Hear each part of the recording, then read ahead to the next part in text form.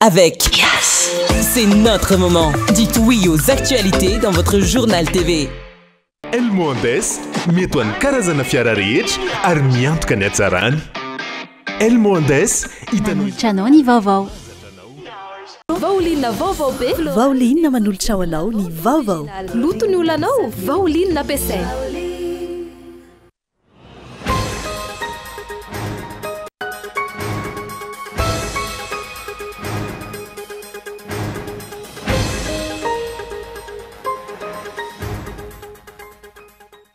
Any amin'ny anteny miram-pirenena ny mason'ny vahoaka sy izao tontolo izao raha Mpitso Antony ho tanterahana eny amin'ny lapan'ny Tsimbazaza ny séance plein air andaniana ilay volavolan-dalàna amin'ny fenitetim-polam-panjakana ho an'ny taona 2024.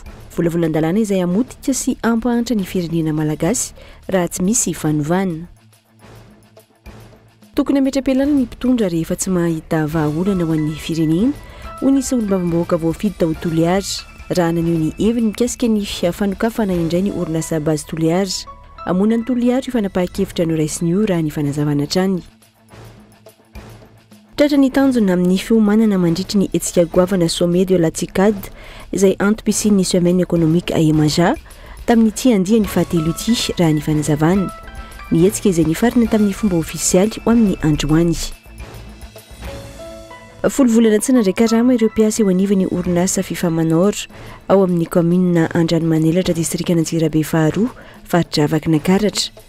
Mitaraina araka izany ireo mpiasa ary manao antsoaba amin'ny fitondram-panjakana ny mba hijerevana manokana ity orinasa ity izay anisan'ireo orinasa tena nahafantarana ny faritra Vakinankaratra raha eo amin'ny lafiny fambolena sy ny fiompiana.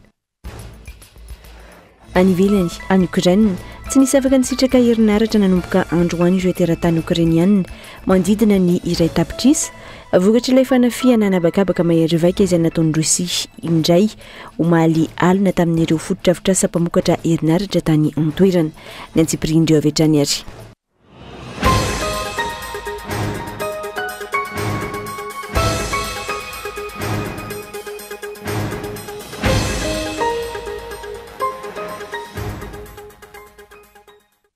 Alaka misy vavana ambiroapolo ny volana novambra taona 2024 faly tafahoana amin'ny andray tena kotomoko lasetomoko vavy atao anaty ny fampalalambavao amin'ny ity alina ity aterina ny arabo mba pirarinitso ary manasanao ampitiavana anjo izany hatramin'ny farany anomboantsika ny fotoana avy hatrany dia eny amin'ny anteny miram-pirenena ny mason'ny vahoaka sy izao tontolo izao raha Mpitso Antony ho tanterahana eny amin'ny lapan'ny Tsimbazaza ny séance plein air andanina ilay volavolan-dalàna amin'ny fenitetim-polam-panjakana ho an'ny taona 2024. Volavolan-dalàna izay hamotika sy hampahantra ny firenena malagasy raha tsy misy fanovana. Ho tanterahana rapitso eny amin'ny lapan'ny Tsimbazaza ny séance plein air na ny fivoriana Itambarambe andanina ilay volavolan-dalàna amin'ny fenitetim-polam-panjakana ho an'ny taona 2024. Raha ny hita efa maro leo naneo hevitra mikasika io volavolan-dalàna io ary koa nitondra sosikevitra anatsarana izany isoroana ny mety olana mitranga. Rehefa naravona ireo fanehoan-kevitra samihafa ireo dia ny hoe ampitombo ny fahantrany vahoaka malagasy io volavolan-dalàna io raha lany tsy misy fanovana tahaka ny efa mahazatra hatr'izay. Nanamafy ary nampiakapeo ny filohan'ny mpanohitra eny anivony anteny miram-pirenena sy teny Randriana Solonyaiko androany fa hitombo avy roeny ny alafo ny vidim-piainana eto Madagasikara amin'io tetim-polam-panjakana 2024 io raha tsy misy fanovana satria ampiakatra ny vidim-piainana. Ny fampiakarana ny karama nefa tsy hita ao anatin'izany ary tsy misy fandraisana andraikitra ampidinana ny vidin'ny entana ilain'ny vahoaka amin'ny fiainana andavanandro. Androany ihany koa nanolotra ny tatitra ny famakafakana nataon'izy ireo teny anivon'ny anteny miram-pirenena ny firaisamon'ny pirenena. Famakafakana izay nanamafisana ireo teboka mila fanitsiana sy fanatsarana raha tsy ilaza afa-tsy ny fanaovana ho laram-pahamehana ny sosialim-bahoaka sy ny fametrahana ny fitinjara-pahefana. Tsy tokony ho ireo fandanim-bola amin'ny fanamboarana fotodrafitrasa tsy mamokatra ho an'ny vahoaka tahaka ny gymnase kianja manara-penitra no imason'ny mpitondra fa ny famahana ny olana ara-tsosialin'ny mponina eo amin'ny lafy ny fanabeazana sy ny fahasalamana ary ny fanatsarana ny vola miditra.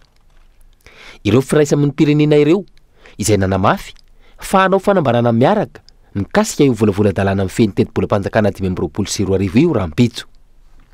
Ankoatr'ireo efa nanao ny heviny ihany koa ireo opérateur mobile eto amintsika ireo mpandrara isan-karazany mikasika ny etra ary ny anerivo ny commune sy ireo mpanao politika sarotiny amin'ny fitsinjaram-pahefana.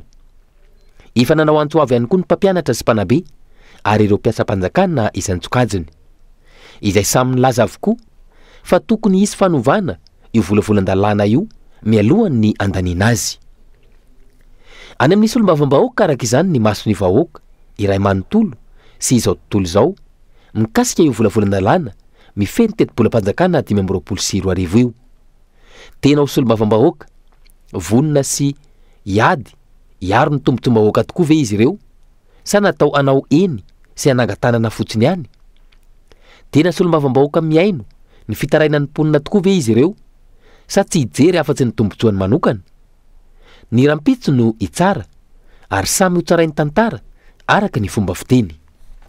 Araka ny mpanatsidika teo dia natolotra ireo solotena ny firaisamonim-pirenena odiny ny solombavam-bahoaka eny anivony anteny miara-pirenena Androany ny tatitry ny famakafakana nataon'izy ireo mikasika ny PLFI 2025 na ny volavolan-dalàna mifeny teti-bolam-panjakana ho an'ny taona 2024. Maro ireo teboka mila fanitsina raha tsy laza afa-tsy ny fanaovana laharam-pameana ny sosialim-bahoaka sy ny fametrahana ny fitsinjaram-pahefana raha ny tatitra nataon'izy ireo hatrany. Nitondra ny tatitry ny famakafakana ny PLFI 2025 na ny volavolan-dalàna mifeny teti-bolam-panjakana ho amin'ny taona 2024 ny avy amin'ny solotena andreo firaisamonim-pirenena androany ary natolotra odiny andreo solombavam-bahoaka eny anivony antemera-pirenena.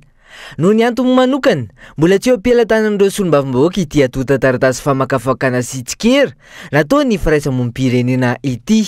Androany izahay solotenan'ny société civile zany hoe ny CCOC sy ny M6 izay araka ny fomba fanaonay isaky ny mivoaka loi de finance dia manao famakafakana ny ao anatiny zahay mijery ny priorité ny fanjakana dia mampifandray an'izany amin'ny priorité sy ny zava-misy ainany ty amin'ny ankapobeny. Dia androany no narafitra ny document ary napetraka tety anivon'ny Assemblée nationale mba ho atolotra ireo solombavam-bahoaka entina hifanampiana amin'ny fiaraha-miasa ho an'ny fanatsarana ny sohim-bonana ho an'ny vahoaka. Dia araka ny zavatra niseho androany dia mbola tsy eny an-tanandry zareo amin'izao ora izao ny document izay naterinay fa mbola nanaraka procédure. Teboka maro ny mila fanitsiana raha ny fampahafantarana nataon'ireo solotenan'ny firaisamonim-pirenena hatrany. Voaresaka bebe kokoa anatin'izany tokony anaovana laharam-pameana ny sosialim-bahoaka sy ny fametrahana ny fitsinjaram-pahefana. Amin'ny ankapobeny mifototra amin'ny resaka fanairana amin'ny resaka fanaovana priorité ny sehatra sosialy ny amin'ny lafin'ny fanamboarana autoroute eo ihany koa ny amin'ny lafin'ny fitsinjaram-pahefana ny fanomezan-danja ireo rafitra fitsinjaram-pahefana eto Madagasikara. Mifototra amin'izay ny votoatin'ilay analyse sy ny plaidoyer izay nataon'ny fiarahamonim-pirenena. Tahaka ny fanao isan-taona mandray andraikitra amin'ny fanaraha-maso sy ny fijerena ireo lesika hita ao anatin'ny volavolan-dalàna mifeny teti-bolam-panjakana ho amin'ny taona ho avy ny firaisamonim-pirenena. Ivondrina araka izany izy ireo rahampitso ary anao fanambarana miaraka mikasika ireo lesika hita ao anatin'ny PLFI 2025. Raha pirenena izay hatrany dia tokony hametra-pialana ny mpitondra rehefa tsy mahita vahaolana ho an'ny firenena. Hoy ny solombavam-bahoaka voafidy tao Toliara raha nareo ny heviny mikasika ny fanokafana indray ny orinasa basy Toliara. Amonany Toliara io fanapakevitra noraisiny io raha ny fanazavana hatrany. Napaika-peo ary nanamafy fa tsy hanaiky hatramin'ny farany ilay fanapakevitra noraisina nandritry ny filan-kevitry ny ministra Omaly ny solombavam-bahoaka voafidy tao Toliara voalohany. Io filan-kevitry ny ministra io izay nilaza fanankatoavana ny fanafoanana ny fampetona ny asa fitrandahan'ny orinasa basy Toliara. Amono an'ny Toliara ny mpitondra ary tokony hametra-pialana rehefa tsy mahita vahaolana ao an'ny firenena raha ny fanazavany. Hamboarinao hely Toliara ka ho hadinao 3000 hectares de profondeur de 60 mètres. Mba mety izy anao mitoerako tsy hoe anao manam-pahefana dia handidy fotsiny ka tsy hiteny izay vahoaka ny Toliara. Ho alinao zany Toliara ataonao hely Toliara. Miala tsiny eo fa manohitra an'io fanapahakevitry ny Conseil des ministres izay natao tamin'ny Maly io. andriamato flo tsy hoe akory hoe anao présidenty Madagasikara aty ka zay tianao atao lafa tsy mahay mitondra i amy tany républicaine rehefa tsy mahay mitondra ny filoa sy ny miaraka amy rehefa tsisy vahaolana hoentinao anty fireneny ty mametra-pialana fotsiny. Ankoatra izay mitady olana ny mpitondra fanjakana hoy izy noho izay tsy fahaiza mitantana sy tsy fisian'ny politika mazava izay. Hiatry ny anivony anteny miaram-pirenena ihany koa raha ny fanazavana hatrany ilay olana mikasika ireo 4-4 mahazo ny anteny miaran-doolona amin'izao fotoana. Latsa baraka ny fitondrana, latsa baraka tanteraka ny fitondrana, tsy mahavoaloha tsosan'olona hamotika n'inona hamotika n'oronasan'olona vola be ohatran'io tsy pen'ny fitondrana. Io tsy misy akamakama zany io. Business e business. Akama hafa. Peo volan'olona. Areto ao aza bidirina problema tahaka an'izay koa. Izahay ao amin'ny temeram-pirenena. Naneo ny heviny ny filohan'ny Sénat androany ary nilaza fa mentefany amin'ny loholona tsirairay avy io taratasy nalefa ny autodivision io. Nazava nefa ny voalaza n'ilay taratasy fa any amin'ny filohan'ny anteny miaran-doolona sy ny kestora ilay taratasy nivoaka.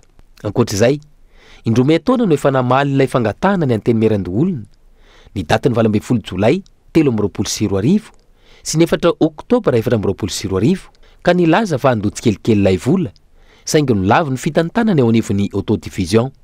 Loholona teo aloha araka ny voalazan'ny filohan'ny anteny miaran-doolona androany ve araka izany no nandefa ireo taratasy indrome taona sa loholona amin'izao fotoana izao. Raha ireo mazava ireo ny daty andrasana ny mety hotoyny ity toetra raha ity. Niakatra avokoa ny vidim-piainana teto Madagasikara tamin'ity taona ity raha nitatry ny teo anivon'ny Krem amin'ny taona 2024. Isan'ny tena nahitana fiakarany ny vidin'ireo entana vokatra eto anatiny izay niakatra 7.70 isanjato.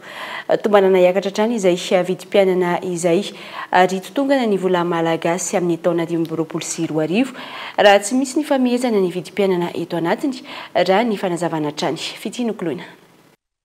Mbola ambony lavitra ny fiakaran'ny vidin'ireo vokatra eto anatiny tamin'ity taona ity oharina amin'ny vidin'ny entana farany avy any ivelany raha nitatry ny teo anivon'ny Krem na ny cercle de réflexion des économistes de Madagascar tamin'ity taona ity raha toka 7.70 isanjato ny tany fiakaran'ireo vidin'ny entana izay afarana avy any ivelany tafiakatra 7.70 isanjato ny tany fiakaran'ireo vokatra eto anatiny raha ny fanazavana anton'izany fiakaran'ny fandaniana amin'ny famokarana anatiny. Na voalohany amin'izany ny fiakaran'ny vidin'ny vary. Izany zany tsy dia ny produit importé loatra ny tena nahatonga an'io fa le vokatra vokarintsika mihitsy niakatra ny coût de production. Hitantsika fa le produit locaux le vokarintsika eto anatiny zany mbola betsaka tokoa ny fiakatra ny vidiny raha oharina ny produit importé. Ary ny tena niakatra indrindra ny vidin'ny entana teny-tsena zany dia ny vary. Dikazay dia mazava hoazy fa tsy ampy zany ny voka-vary. Mety izay koa no nahatonga ny fiakarany vidin'ny produit importé sy mahambony be satria niezaka tsy hanafatra vary avany ivelany. Nefa zany rehefa sady tsy manafatra tsika ny voka-vary tsy ampy dia mazava hoazy fa miakatra zany ny vidin'ny vary.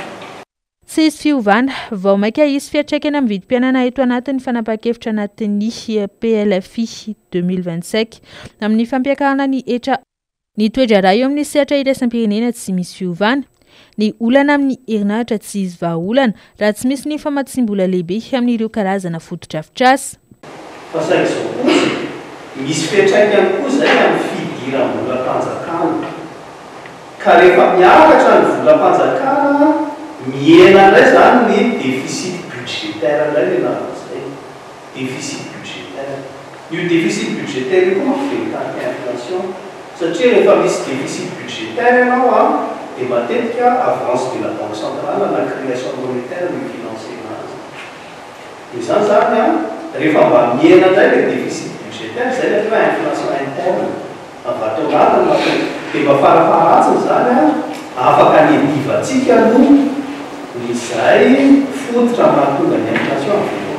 toy-atrany ny fitotongan'ny vola malagasy amin'ny taona 2024 raha ny tomba ny crème manoloana ny zava-misy ankehitriny aina hiakatra hatrany amin'ny 305 ariary ny iray amin'ny euro ny farany taona 2024 i Madagasikara izay déficitaire na ny balance commerciale na ny fampiasana vola izay mivoaka no betsaka noho ny miditra tontosandroany tatitra mikasika ny zava-misy ara-toe-karena tamin'ity taona 2024 ty ho an'ny crème fotoana ihany koa nanaovana tombana amin'ny toe-karena malagasy amin'ny taona 2024 fatratra ny tanjona amin'ny fanomanana mandritry ny hetsika goavana sommet de la TICAD izay antom-pisin'ny semaine économique à Emaja tamin'ity andiany fahatelo ity raha ny fanazavana ny hetsika izay nifarina tamin'ny fomba ofisialy ho amin'ny androany.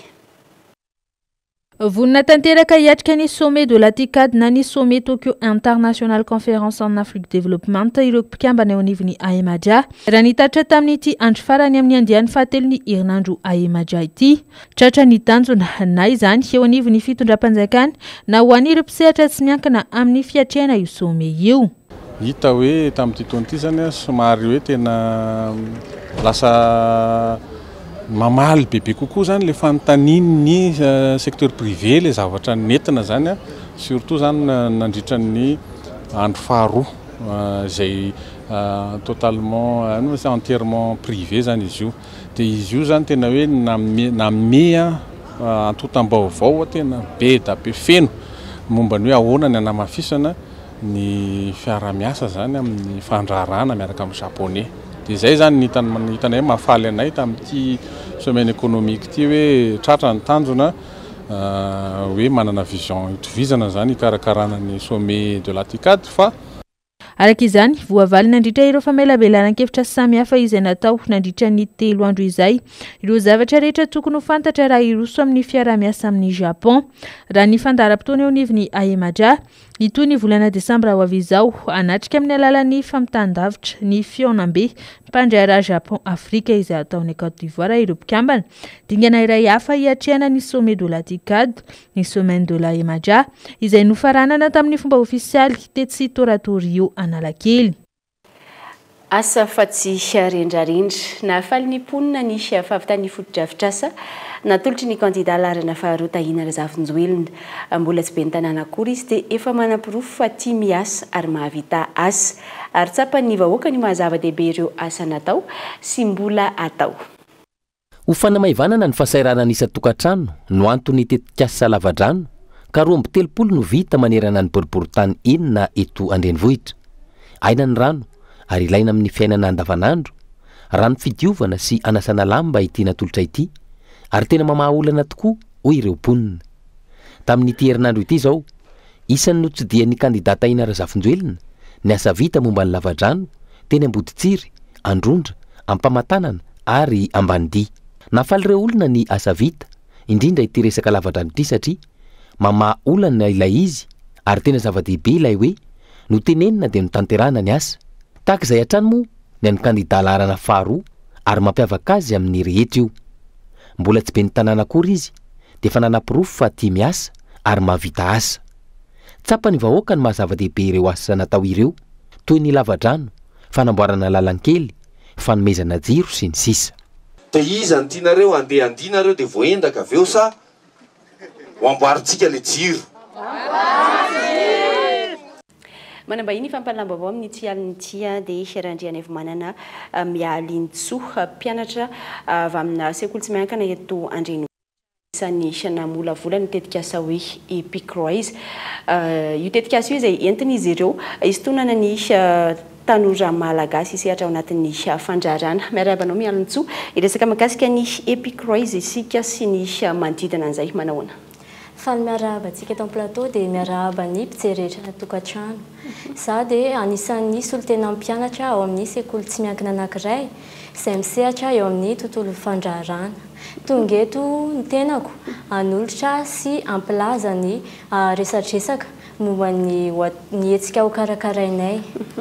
Mahakasika ny epicroise zay efa natsidika eo ihany hoe isy hetsika ho karakarainareo istonana ny tanora malagasy ao anatin'izay sehatra ny fandrarana zay nanasa olona ny fikambanana misy ny mialontsy ao anatin'ny epicroise dia ny candidat ho ben'ny tanàna Antananarivo renivohitra Tahina Razafinjoelina handray anjara ao anatin'izay hetsika karakarain'izy ireo izay ny candidat ho ben'ny tanàna Tahina Razafinjoelina inona no tena ho resahana ao anatin'izay ary inona ny antony fidiananareo any candidat Tahina Razafinjoelina?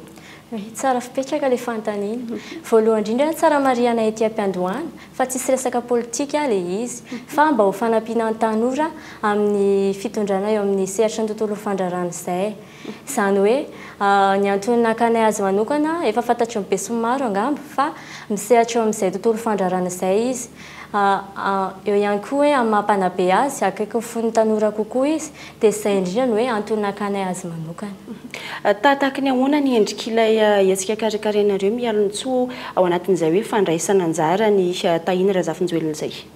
Izy io conférence débat izany hoe afaka mandray anjara ny ankizy ho fifanampiana izany dia afaka mifanampy ohatra hoe miteny monsieur Tahina Razafinjoelina dia mifanoro hevitra eo izay.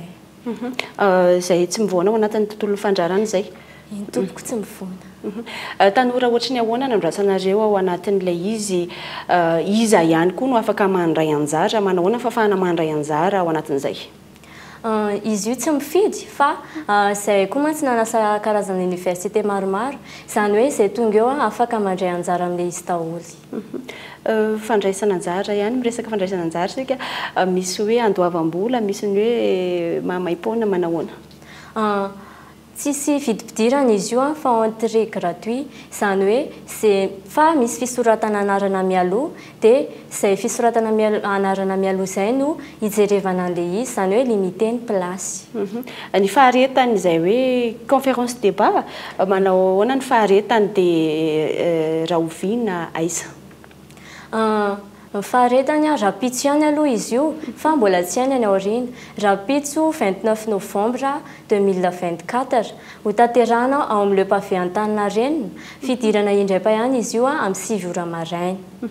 Farany manitikitika kely mialotso ankizy tanora mianatra misehatra ao anatin'ny fandrarana ihany ve no tena antsonareo sa ohatra hoe misy ny olona misehatra anatin'ny serasera ny communication ny informatique? Izy io tsy voatery hoe ny ankizy misehatra amin'ny tontolo fandrarana ihany fa izay liana na ihany koa efa eo amin'ilay sehatra ilay tontolo fandrarana fa te halala bebe kokoa dia afaka tonga foana fa mandray anareo izahay. Fanantanana farany avy aminao mahakasika an'izay ary?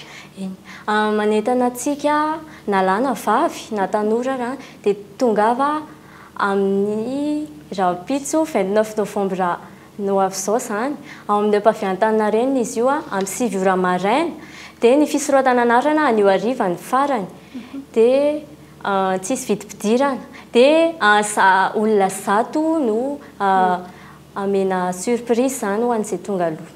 Aiza no manao an'ilay fisoratana anarana? Izahay manana groupy epicroise dia afaka ao anareo no makany andinindininy sy manoratra anarana raha liana amin'ilay izy. Isaorana ianao nitondra ny fanazavana mahakasika an'izay rapitso izany ny fotoana miaraka amin'ny candidat Tahina Razafinjoelina eny amin'ny le pavé miaraka amin'ireo tanora te hisehatra ao anatin'izay fandrarana izay fa iseny vetivety ao anaty dokam-barotra fohy isika dia ao aorian'izay ny tapany faharoa.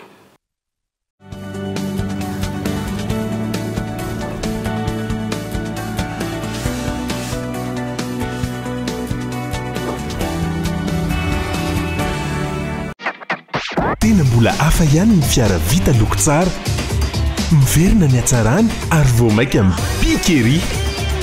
Elmondes kalitao égyptienne manaraka ny fenitra iraisam-pirenena, loko mangirana sady mateza, mahazaka ny fiovan'ny toetrandro.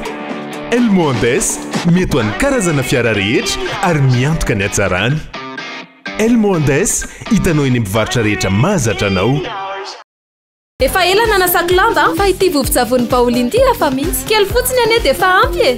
Way, ary tena mandroatra be malefaka ery lamba tsy mila mikosika be akory sady tsy manimba tana. Pauline 80 formule matanjaka, miaro ny loko, mampangirana sy manamanitra ny lambanao, mandroatra be. mahavita lamba betsaka sady manitra vaolina anitra vaovao floral sy exotique afaka anadiovana fitaovana fa ihany koa toy ny fiara fitaratra loviatrika ro vaolina vaovao be floral exotique lavande original lotony olanao vaolina ampiasaina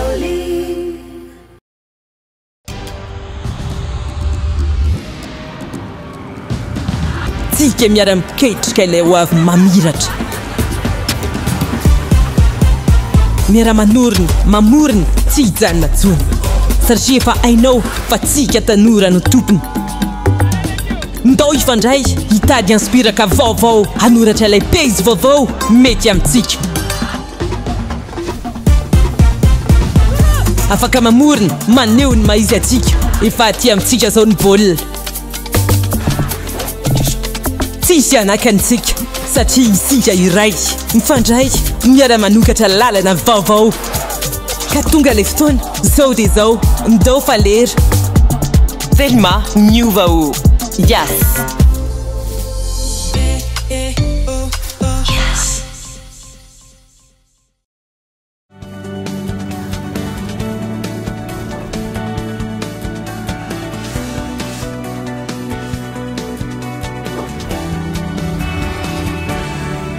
tavaverina somatsara atao anatin'ny tapany faharoa hanoizatsika izay avy hatrany dia andao fantarina fa moraina manomboka izao ny fividianana kodiaran-droa na ny moto sy ny scooter ao amin'ny tranombarotra Mahadoto manirana ny Nosy amin'ny alalan'ny fiara-miasa ny Sipembank eto Madagasikara.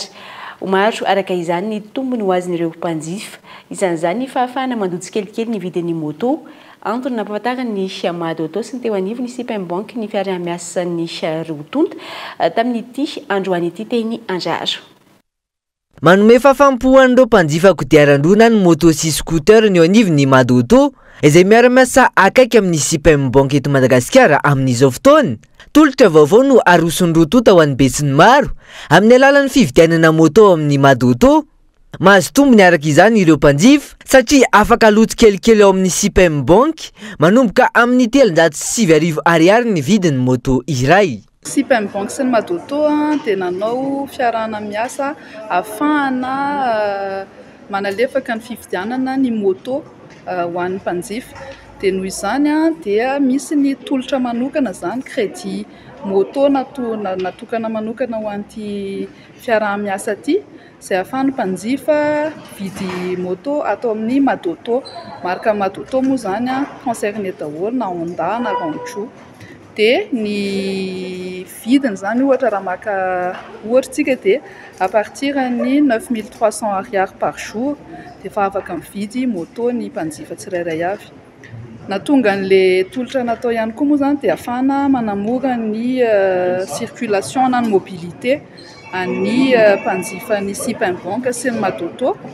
Dia ny mpanjifa resahana eto moa zany na ny olon-tsotra na ny orinasa madinika na ny mpandraharaha ihany koa dia afaka misitraka ny tolotra io daholo. Maro karazana ireo moto afaka hisafidianana ary miankina ny safidin'ny mpanjifa no mamaritra ny vidiny izay aloto kelikely ho etrany ny fanazavana. Premièrement, c'est de rentrer chez eux avec une moto neuve sans avoir, disons, dépensé la totalité de la somme en une seule fois. Voalohany, afaka mody any an-trano miaraka amin'ny moto vaovao ireo mpanjifa ary tsy mila mandany ny volany rehetra indray mandeha akory. Eo izany dia efa mahazo tombony izy ireo ary manana fotoana lava ihany koa ahafahana mandony vidiny. Mamela ihany koa izany hoe afaka misafidy izay tiany amin'ireo gamin'izay atolotray ireo mpanjifa ary afaka misafidy malalaka sy lalindalina amin'izay tadiaviny sy ilainy. Dia eo no mahazava-dehibe azy satria raha ny hevitro afaka misafidy malalaka izay tsara amin'ny alalan'ity fifanaraha-piaramiasa ity ny mpanjifa sy amin'ny alalan'ity vente à crédit ity. Grâce à ça, grâce à ce partenariat et cette possibilité de vente à crédit, Totosa androany teny andraharo ny fanamarinana ny fifanaraha-piaramiasa teo amin'ny Sipembank sy ny teo anivony Mahadoto mikasika izay tolotra ho an'ireo mpanjifa moto izay. Tolotra izay natao ho an'ireo mpikambana ao amin'ny Sipembank fa ihany koa ho an'ireo orinasa madinika sy salatsalany izay maniry ny hividy moto ho an'ny orinasany. Anatanteraka etsika fifanakaloza-kevitra etsy amin'ny lapan'ny tanàna Antananarivo izay efa nanasana mialoha ireo kandida miisa 7 nilatsaka ho fodiana ho ben'ny tanàna Antananarivo renivohitra ary mbola nanasana azy ireo ho avy ho an'ny rangam-pitso ny FES ny OILGP ary ireo mpiasa eo anivo ny fiadidiana ny tanàna Antananarivo. Etsika izay natao iresahana manokana ny zava-misy sy hijerena ireo lesona azo tsoainy fanampanazavana. Ilay débat zany hoe ny tapany voalohany dia anazavan'ireo candidat ny programme anasany.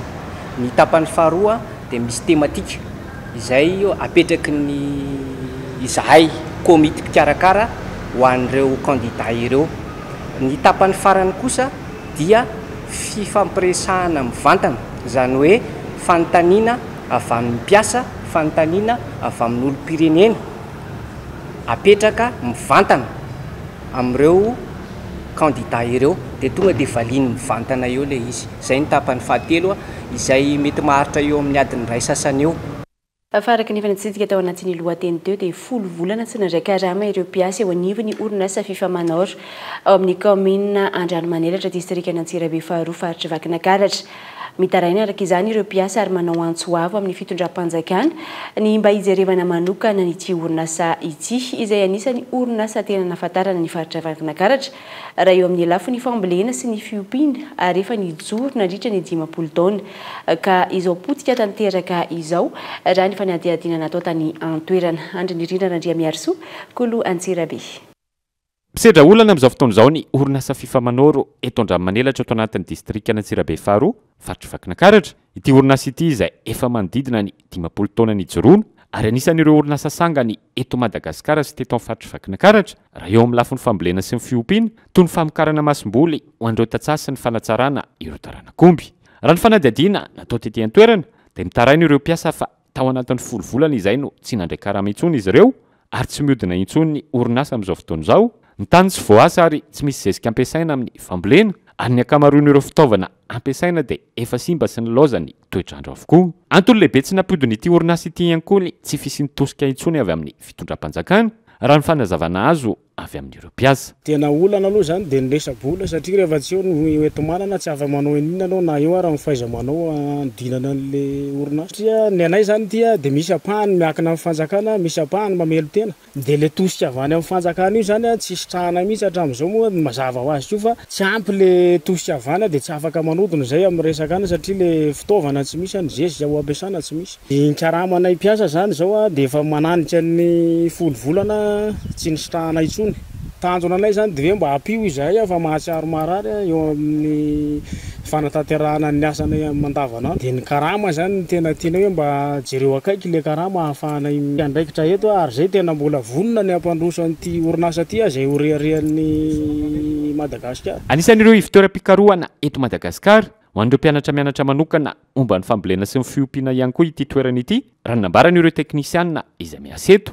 Raha mpiasa 200 mahery no miasa teto teo aloha dia amin'izao fotoana izao dia mpiasa manodidina ny 76 no manodina tanteraka ny orinasa. Azo lazaina fa potika tanteraka amin'izao fotoana izao ity orinasa ity ary anaovan'ireo mpiasa antsoavo amin'ny fitondram-panjakana. Dia efa fitarainana izay mpiasa amin'ny fifamanoro satria raha 10 volana zany tsy mandray karama ataoko hoe olona reo fa tsy biby angamba dia izay zany mba mampitaraina be ny mpiasa. Apetraka amin'ny fitondrana mahefa moa zany ny fitaraina anay fa marary zany 10 volana tsy mandray karama zany. Fa ity dia centre de recherche izay isitrahan'ny mpianatra manovo fianarana be dia be ato dia miangavy ny ministera sy ny fitondrana mihitsy zany izahay mpiasa amin'ny fifamanoro hijery manokana n'ity centre ity. Mandalo fotoan-tsarotro araka izany ity orinasa fifamanoro eto Andranomanelatra atao anatin'ny distrikana Antsirabe faharoa ity izay anisan'ireo orinasa tena nahafantarana ny faritra Vakinakaratra raha teo amin'ny lafiny fambolena sy ny fiompiana. Resy lahatra ary vonina ny anao tongotra miara-mamindra sy tanana miara-mibata miaraka amin'ireo kandida ho ben'ny tanàna. Narotsaka ny antoko malagasy miara-miainga ireo vahoaka any amin'ny distrikany Mananaravaratra amin'ity fividianana ho avy izao ity. Fokontany maro no efa vonina ny ampandany ny kandida avy amin'ny anaran'ny antoko any amin'ireo commune Mandrafitra ity distrika ity. Miroso amin'ny fifandraisan-dahatra ny mpifidy manoloana ireo vina izay entiny ampandrosoana ny commune amin'izao fotoana izao ireo kandida ben'ny tanàna. izay mirotsaka amin'ny anarany antoko malagasy miaramianga manerana ny nosy ary isany ireo distrika manao izany ihany koa ny any amin'ny faritra Analanjorofo distrika ny banana ravaratra iny tao amin'ny fokotany andapana-pombo no nanaovany candidat larana faharoa Joko Dijoblaha mangilitra ny fampielezan-kevitra ho amin'ny fifidianana be ny tanàna sy mpandolotsaina ny tanàna ao anatin'ny commune Ambodiampana zay ny rotsahany tanjona zegny de feno vogno mitondra fampandrosoana ho an'izay commune misy za zegny anatin'izegny fanomezana hasiny tangalamena tsy fitongilanana raha ny fangarahana na transparence de ny fahaiza mitantana ary vogno mitondra hery sy sany areto tegna de mampanantegna sahady fô Dijobla mangitry dia vogno mampandroso vogno tsy ametika tsika vahoaka amin'ny herin-tsaigna izay anana hafatra mitodiky manokana ny tegna koa ny vahoaka ny Ambodiampana tsy vakivoly indrindra eto andapo-tanàgna ny andapon'ampolo izay nanaova fampielezan-kevitry niany tô hono magnetaka atsika sahady zaho amin'ny 11 décembre raha tianao hangilitra i commune misy atsika tô Dijobla mangilitra amin'ny 11 décembre agnatin'ny bulletin tô aloha atsika jiaby hagnano korotsa be fô io le olo mavita azy za mivolagna keo tsy lenga zegny raha marigny misaotra Dijobla mangilitra nanotrona ny fampielezan-kevitra ataon'ireo candidat ny lolo ny Madagasikara avy amin'ny antoko malagasy miaramiainga izay lany teo anivony faritany ny Tomasina rary ny Rina Sidonie izay nanamafy fa vonin'izy ireo anome lanja ny vondrom-bahoaka tsy ny ra-pahefana ary namafisiny ihany koa fa mila fanovana ny fitantanana ny firenena amin'izao fotoana izao ka hanengany ny vahoaka rehetra mba hifidy ireo candidat amin'ny anarany antoko malagasy miaramiainga atreo ny fiarantsika eo amin'ny tialina ity tompoko lasy tompoko vavy isoarana feny ianao nanjoetra amin'ny farany manome fotoananao amin'ny valora alina ny tena kosi ny ekipa ny fampahalalam-baovao ho amin'ny ragnompitso veloma tompoko